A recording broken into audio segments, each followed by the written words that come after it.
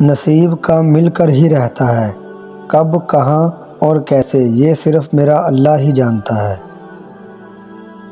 اچھا انسان وہ ہے جو کسی کا دیا دکھ تو بھلا دے لیکن کسی کی دی ہوئی محبت کبھی نہ بھلائے۔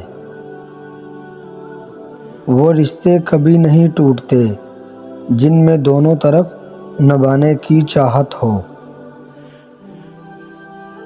کوئی شے جب کم پڑتی ہے تب اس کی قیمت سمجھ آتی ہے۔ لباس تھوڑا کھلا سلوائیں کہ انسان محسوس ہو، نہ کہ جانوروں کی کھال سا چپکا ہوا ہو۔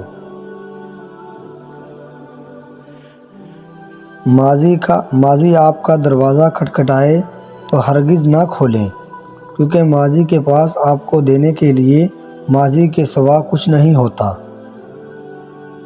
بڑے خوش نصیب ہوتے ہیں اپنی زندگی میں مست رہنے والے لوگ، جو دوسروں کی زندگی اجیرن نہیں کرتے، سازشیں نہیں کرتے، لیکن کم ہوتے ہیں ایسے لوگ۔ نبی کریم صلی اللہ علیہ وسلم نے فرمایا، اللہ تعالیٰ کا ارشاد ہے، میں قیامت کے دن 3 آدمیوں کا دشمن ہوں گا۔